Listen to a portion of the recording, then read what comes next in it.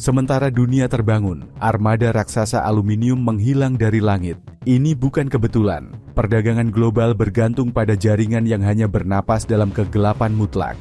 Saat Anda tidur, raksasa elektronik mengangkut detak jantung ekonomi dalam keheningan strategis, menghindari lalu lintas siang hari karena alasan yang diabaikan sebagian besar orang.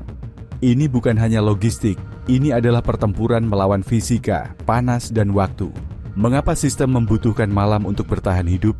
Jawabannya akan membuat Anda menatap ke langit. Kita mulai. Janji mustahil yang mengubah dunia. Semua dimulai dengan sebuah frasa sederhana yang telah kita internalisasi hingga menjadi normal. Akan sampai besok. Janji itu, yang hari ini tampak seperti sebuah hak, adalah keajaiban logistik yang baru berusia beberapa dekade. Pada tahun 70-an, kecepatan perdagangan terikat pada kapal, kereta api, dan truk. Gagasan bahwa sebuah paket akan melintasi benua dalam 12 jam adalah sains fiksi. Sampai sebuah perusahaan, Federal Express, memutuskan bahwa fiksi itu akan menjadi bisnisnya. Mereka memahami bahwa untuk mencapainya, mereka tidak bisa hanya sekadar menambahkan penerbangan ke jaringan penumpang. Mereka perlu menciptakan kembali geografi transportasi dari nol. Begitulah lahir dan disempurnakan model hub and spoke atau pusat dan jari-jari. Bayangkan sebuah roda sepeda. Poros pusatnya adalah bandara masif, hub yang dirancang eksklusif untuk kargo.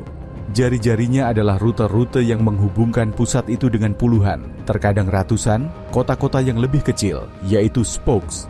Begitulah cara kerja keajaiban, atau lebih tepatnya rekayasa yang tak kenal ampun. Sepanjang hari, ribuan truk dan furgon mengumpulkan paket di seluruh negeri. Saat sore tiba, paket-paket itu menyatu dalam pesawat ukuran sedang yang lepas landas dari kota-kota mereka dan menuju bukan ke tujuan akhirnya, melainkan ke hub. Semua terbang menuju titik yang sama, dalam jendela waktu yang sama. Sementara dunia tidur, di pusat saraf itu terjadi keajaiban yang sesungguhnya. Jutaan paket diturunkan, diklasifikasikan secara otomatis dalam labirin pita berjalan yang mengingatkan pada film sains fiksi, dan ditempatkan kembali dalam hitungan jam ke pesawat lain yang memang menuju ke kota tujuan akhir mereka. Saat fajar, pesawat-pesawat itu mendarat dan barang diserahkan. Mengapa balet ini mustahil dilakukan di siang hari? Alasannya adalah waktu. Model ini menuntut agar seluruh proses konsentrasi, klasifikasi, dan redistribusi terjadi dalam jendela waktu, antara 6 dan 8 jam. Jika Anda mencoba melakukannya di siang hari, Anda akan menabrak tembok yang tidak dapat dilewati, kemacetan udara dan darat. Slot waktu di bandara-bandara penting adalah emas, ditempati oleh penerbangan penumpang yang lebih menguntungkan per kursi. Langit penuh, rute-rute lebih lambat karena pola menunggu, dan jalan-jalan akses ke bandara adalah tempat parkir. Penundaan 1 jam di satu saja, spoke akan memutus seluruh rantai, membuat janji besok menghilang. Malam hari, dengan keheningan operasionalnya, adalah kanvas kosong di mana lukisan logistik yang kompleks ini dapat dieksekusi tanpa gangguan. Ini adalah satu-satunya giliran kerja yang cukup panjang, tenang, dan dapat diprediksi untuk mengatur keajaiban harian semacam itu. Balit tengah malam, sinkronisasi ekstrim. Untuk memahami skala dari kegilaan yang terkontrol ini, kita harus mengunjungi salah satu kuil utamanya. Lihatlah Bandara Internasional Memphis di Tennessee, Super Hub Global FedEx. Antara jam 11 malam dan jam 4 pagi, tempat ini berhenti menjadi bandara untuk bertransformasi menjadi jantung yang berdenyut dari seekor binatang logistik. Bayangkan pemandangannya, dalam kegelapan diterangi oleh ribuan lampu natrium, puluhan pesawat, mulai dari kargo kecil hingga Boeing 777 yang kolosal, mendarat dalam aliran yang hampir konstan. Masing-masing memiliki jendela kedatangan yang dihitung hingga menitnya. Di darat, armada kendaraan layanan, traktor platform, truk bahan bakar, peralatan bongkar muat, bergerak dengan koreografi militer untuk melayani setiap pesawat dalam giliran kerja yang tidak melebihi 45 menit. Paket yang tiba dengan pesawat dari Seattle diturunkan dan diletakkan di atas pita berjalan yang menyelam ke dalam gedung raksasa. Di dalam suaranya memekakkan telinga, derit pita, dengung motor, klik konstan dari pemindai laser. Di sini sistem klasifikasi otomatis, sebuah jalinan cerdas dari pita dan pengalih, membaca label dari setiap paket dari lebih 1,5 juta paket yang lewat setiap malam. Dengan presisi yang menghipnotis, sistem mengarahkan mereka ke pita spesifik lainnya yang akan membawa mereka ke pesawat yang akan lepas landas menuju Boston, atau Miami, atau Los Angeles. Statistiknya luar biasa. Pada jam puncak, pusat ini dapat memproses lebih dari 500.000 paket dalam 60 menit. Pada saat aktivitas maksimum, sebuah pesawat lepas landas atau mendarat setiap 37 detik. Ini adalah denyut jantung industri yang mustahil untuk dipertahankan pada waktu lain di siang hari. Semua upaya hiruk-pikuk ini memiliki satu tujuan tunggal, memenangkan menit demi fajar. Periode ini dikenal sebagai jendela kritis. Dimulai ketika truk pengiriman siang terakhir tiba di hub dengan paket yang dikumpulkan sore itu, dan berakhir ketika pesawat pertama pagi hari lepas landas menuju kota tujuannya, sehingga paket dapat dimuat ke dalam truk pengiriman pagi. Ini adalah jendela yang tidak dapat diperlebar. Matahari, tidak peduli pada logistik, akan terbit pada waktu yang tetap. Oleh karena itu, setiap detik operasi malam adalah sumber daya yang tidak dapat diperbarui. Sebuah masalah mekanis, badai, kesalahan manusia, memiliki efek domino yang mengerikan. Balet tengah malam bukanlah elegan karena seni, ia presisi karena kebutuhan yang mendesak. Langit cerah dan jalanan kosong, efisiensi memberikan jam tambahan. Jika model hub and spoke adalah cetak birunya, malam hari menyediakan bahan baku yang paling berharga, ruang di langit dan ruang di aspal. Selama siang hari, sistem kontrol lalu lintas udara berada pada batas kapasitasnya, mengelola ribuan penerbangan penumpang yang harus datang dan pergi pada jam-jam komersial. Bagi sebuah pesawat kargo, ini diterjemahkan menjadi vektor tunggu, rute tidak langsung untuk memisahkan diri dari lalu lintas. Dan, yang paling mahal, penundaan di darat menunggu slot untuk lepas landas atau landasan pacu kosong untuk mendarat. Setiap menit sebuah pesawat kargo dengan mesin menyala dalam keadaan diam, ia membakar bahan bakar dan melahap margin keuntungan dari muatannya. Di malam hari, pemandangannya berubah secara radikal. Sebagian besar armada penumpang berada di darat. Pengontrol udara dapat memberikan rute langsung dan optimal kepada pesawat kargo, seringkali pada ketinggian yang lebih efisien. Pilot jarang harus mengucapkan kata holding. Kelancaran udara ini bukanlah kemewahan, ini adalah pengganda kapasitas. Sebuah pesawat yang terbang dari Memphis ke New York dalam 3,5 jam alih-alih 4 jam, karena kurangnya kemacetan, dapat melakukan perjalanan pulang pergi ekstra di malam yang sama, atau memungkinkan jendela klasifikasi di darat menjadi sedikit lebih lama. Ini adalah waktu murni, yang diciptakan dari ketiadaan, hadiah dari keheningan langit. Namun efisiensi tidak berakhir di landasan pacu. Ketika sebuah pesawat kargo mendarat pada jam 2 pagi, truk-truk yang menunggu untuk mengambil muatannya menemukan jalan tol akses ke bandara dalam keadaan sepi. Tidak ada kemacetan, tidak ada perbaikan jalan, tidak ada lalu lintas yang lambat. Barang dapat mengalir dari lambung pesawat hingga ke pusat distribusi regional dalam sebagian kecil dari waktu yang dibutuhkan pada jam 5 sore. Sinkronisasi antara langit yang cerah dan bumi yang kosong inilah yang memadatkan sebuah proses yang, dalam kondisi siang hari, akan memakan waktu 2 atau 3 kali lipat lebih lama ke dalam jendela ajaib 6 hingga 8 jam tersebut. Malam hari bukan hanya giliran kerja, malam adalah satu-satunya konteks di mana infrastruktur transportasi global beroperasi mendekati kapasitas teoritis maksimumnya tanpa hambatan konstan dari kemacetan. Fisika dan ekonomi bersekutu dalam kegelapan. Mengoperasikan armada pesawat adalah salah satu usaha yang paling intensif modal di dunia. Setiap lepas landas adalah sebuah persamaan di mana biaya bahan bakar, pemeliharaan, tarif bandara, dan gaji kru berhadapan dengan harga yang dapat dikenakan untuk mengangkut 1 ton kargo. Dalam permainan margin mikroskopis ini, malam menawarkan 2 sekutu yang kuat dan tidak terduga. Ekonom bandara dan hukum fisika. Pertama-tama, insentif ekonomi. Banyak bandara penting yang sadar akan kejenuhan siang hari menawarkan tarif pendaratan dan parkir yang secara signifikan lebih rendah selama malam hari. Ini adalah cara untuk menarik bisnis ke jam-jam yang jika tidak akan mati. Selain itu, slots waktu, izin untuk lepas landas atau mendarat pada waktu tertentu melimpah dan jauh lebih sedikit diperebutkan daripada selama siang hari.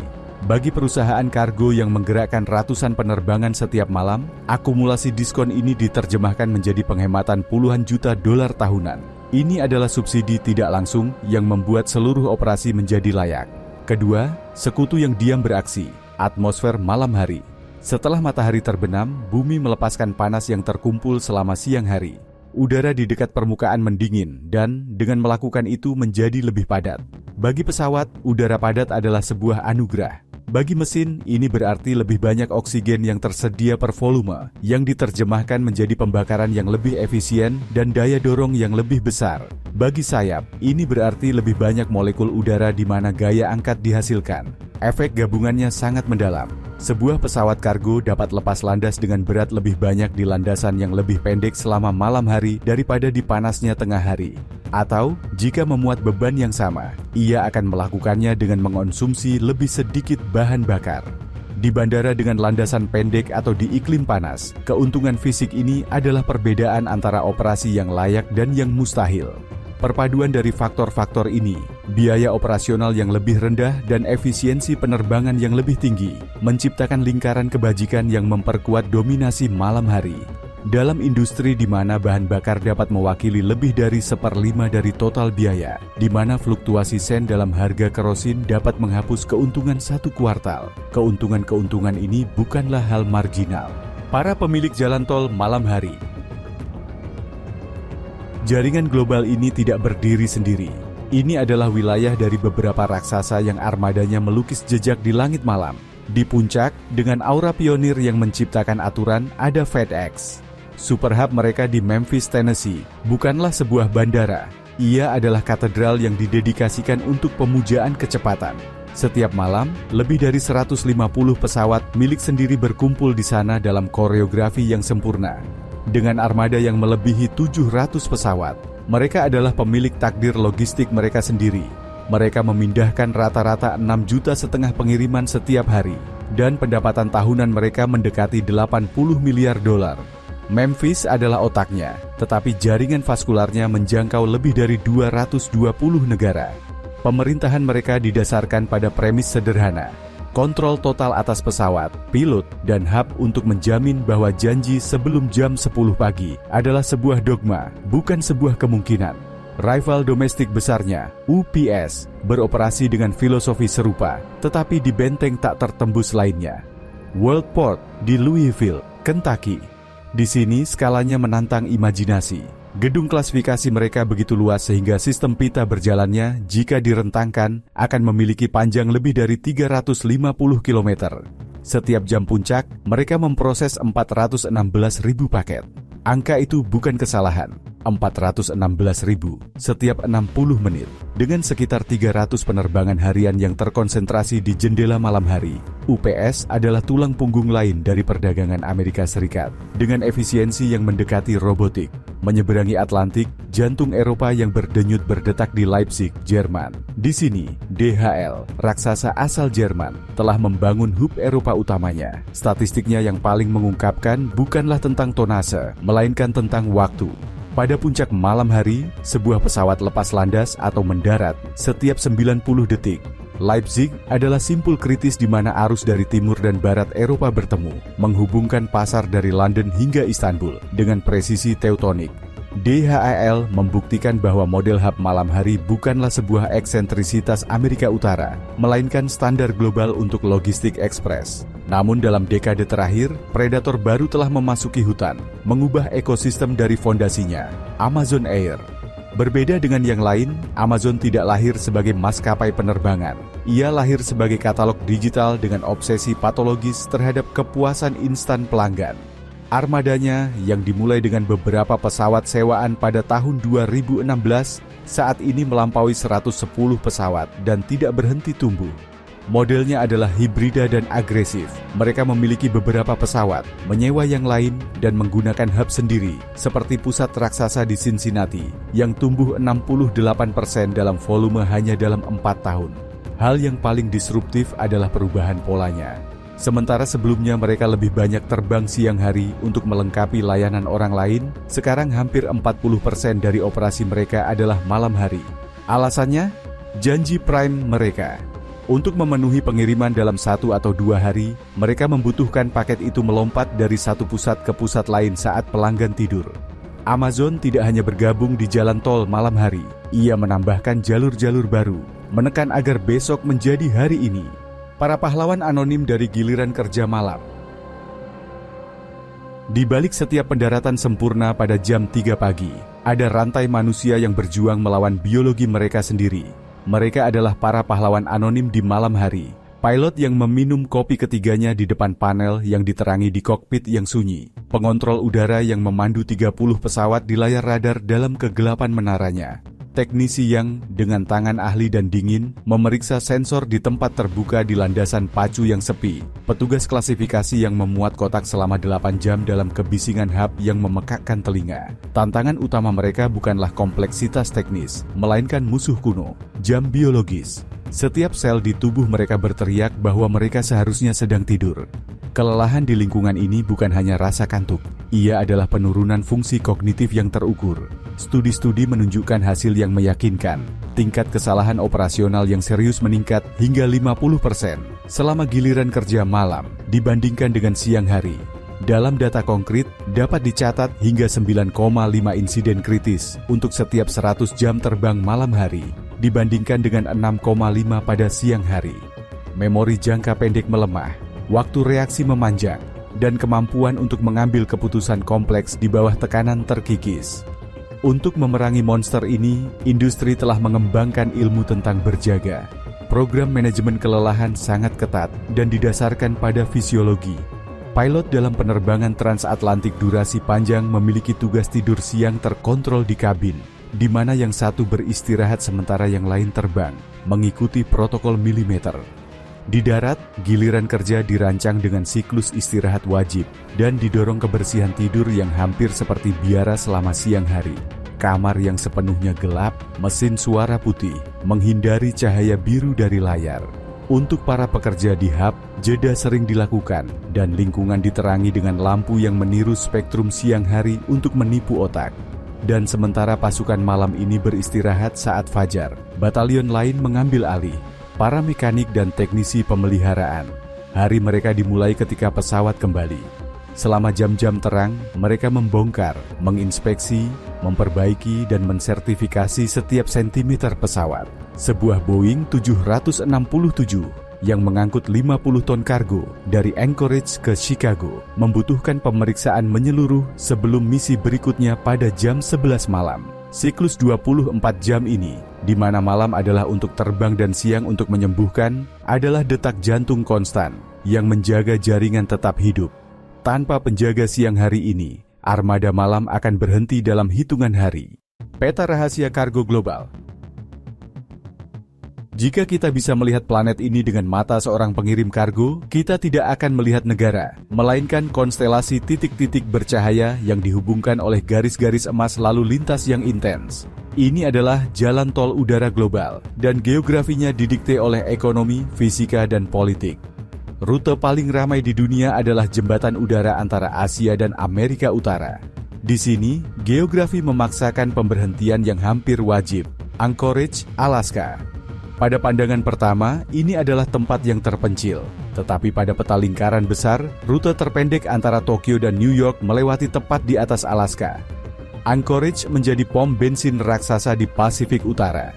Pesawat kargo yang lepas landas dari Shanghai atau Hong Kong mengisi bahan bakar hingga batas maksimal untuk perjalanan panjang, tetapi tidak cukup untuk mencapai Chicago tanpa mengisi ulang. Mereka mendarat di Anchorage pada tengah malam, mengisi tangki mereka dalam 45 menit dan lepas landas lagi. Ini sangat krusial sehingga ia menjadi bandara kargo tersibuk keempat di dunia, bukan karena apa yang ia pindahkan, tetapi karena apa yang ia mungkinkan untuk dipindahkan. Turun ke selatan, Miami International adalah pintu gerbang bagi indera dan ketergesaan. Spesialisasinya adalah produk yang mudah rusak dengan nilai tinggi. Setiap malam, pesawat-pesawat yang penuh dengan bunga Kolombia, asparagus Peru, dan tuna Ekuador mendarat di landasan pacunya. Muatan ini tidak bisa menunggu. Setiap jam berharga sebelum kesegaran, dan nilainya layu. Miami mengklasifikasikan dan mengirimkan mereka sebelum fajar menuju supermarket dan toko bunga di seluruh Amerika Serikat dan Kanada. Di Eropa, Leipzig milik DHL dan Frankfurt milik Lufthansa Cargo bertindak sebagai distributor kontinental besar. Dari sini, barang tiba dari Asia melalui rute kutub atau dari Amerika dan memancar ke seluruh benua. Sementara itu, di Asia, takhta yang tak terbantahkan ditempati oleh Hong Kong International selama bertahun-tahun menjadi bandara kargo nomor 1 di dunia berdasarkan tonase, diikuti dari dekat oleh Shanghai Pudong. Pelabuhan-pelabuhan ini adalah corong di mana produksi elektronik dunia lewat, smartphone, chip, komponen yang memberi makan rantai perakitan global. Data tidak berbohong. 20 bandara kargo tersibuk di planet ini menangani hampir setengah dari seluruh volume dunia. Peta ini bukan kebetulan, ia adalah sidik jari digital globalisasi. Sebuah sistem sirkulasi di mana darah, barang harus mencapai setiap organ, pasar, dalam waktu rekor, dan hanya malam hari yang menyediakan tekanan darah yang cukup agar siklus tersebut selesai setiap 24 jam. Perang kebisingan, konflik dengan kota yang tertidur. Untuk setiap orang yang menerima paket tepat waktu saat fajar, ada orang lain berkilo-kilometer dari bandara yang terbangun oleh raungan jauh dari mesin jet. Ini adalah tumit Achilles dari logistik malam hari, polusi suara. Masalah ini diperparah oleh fisika suara. Di malam hari, udara di dekat tanah lebih dingin, sementara pada ketinggian tertentu bisa lebih hangat. Inversi termal ini bertindak seperti penutup yang menangkap dan menyalurkan gelombang suara, membuatnya merambat jauh lebih jauh dan dengan intensitas lebih tinggi daripada selama siang hari. Selain itu, latar belakang kebisingan lingkungan mendekati nol, tanpa lalu lintas, tanpa industri, tanpa kerumunan. Dalam keheningan itu, dentuman lepas landas pada jam 2 pagi bukanlah sekadar suara tambahan. Ia adalah gangguan kekerasan pada tidur ribuan orang. Pertempuran ini telah memicu perang regulasi dengan 2 garis depan yang jelas. Di Eropa, sensitivitas lingkungan dan hak untuk beristirahat adalah prioritas. Bandara seperti Frankfurt memiliki larangan ketat operasi antara jam 11 malam dan jam 5 pagi. Di Belanda, pemerintah mencoba memotong penerbangan malam di Bandara Amsterdam Schiphol dari 32.000 menjadi 27.000 per tahun. Sebuah tindakan yang memicu protes diplomatik formal dari pemerintah Amerika Serikat dengan argumen bahwa hal itu akan mencekik perdagangan transatlantik. Bagi Eropa, ini adalah persamaan kualitas hidup versus efisiensi ekonomi. Di sisi lain samudra, di Amerika Serikat, filosofinya secara tradisional lebih longgar, memprioritaskan perdagangan. FAA mengatur tingkat kebisingan, tetapi jarang melarang operasi. Namun, ketidaksenangan warga sangat besar. Di Chicago O'Hare, 1 tahun saja menghasilkan 3,7 juta keluhan kebisingan yang tercatat. Tekanan dari komunitas memaksa terjadinya perubahan. Detak jantung ekonomi global, dan apa yang hilang dari siang hari. Pada akhirnya, angka-angka global menunjukkan kepada kita jangkauan sebenarnya dari denyut nadi malam ini. Setiap tahun, lebih dari 65 juta ton kargo melintasi langit.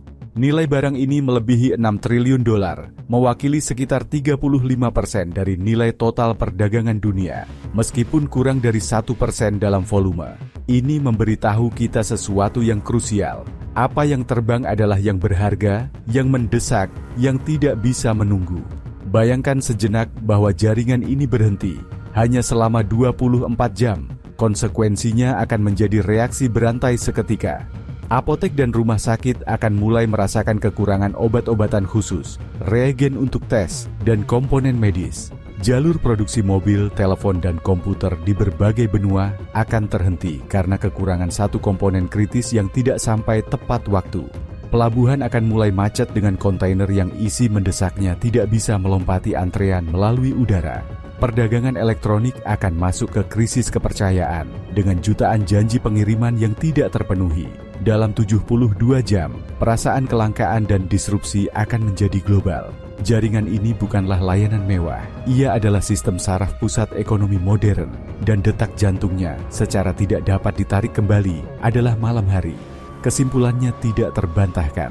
Pesawat kargo tidak terbang malam hari karena keinginan semata atau karena keunggulan kompetitif sederhana. Mereka melakukannya karena siang hari tidak memiliki kapasitas untuk mereka. Siang hari kekurangan waktu yang sunyi dan kontinu yang diperlukan untuk koreografi hub. Siang hari kekurangan ruang udara dan darat tanpa kemacetan. Siang hari kekurangan efisiensi fisik dan ekonomi. Permintaan kolektif kita akan keinstanan telah menciptakan monster presisi yang hanya bisa makan dalam kegelapan. Oleh karena itu, malam hari telah berhenti menjadi periode istirahat bagi dunia. Malam telah menjadi giliran kerja yang paling penting. Giliran di mana hari esok dibangun secara harfiah, paket demi paket. Sementara planet ini sebagian besar tidur. Ini adalah paradoks definitif era kita. Untuk hidup dalam dunia yang serba instan yang mempesona, kita bergantung sepenuhnya pada apa yang terjadi ketika kita tidak bisa melihat. Lain kali Anda mendengar, di kejauhan, raungan rendah dari sebuah pesawat di tengah malam. Itu bukan lagi sekadar suara biasa. Itu akan menjadi suara dari roda gigi dalam mesin paling kompleks yang pernah dibangun. Sebuah mesin yang menggerakkan dunia sementara Anda beristirahat. Pernahkah Anda berhenti untuk memikirkan skala dari sistem paralel ini?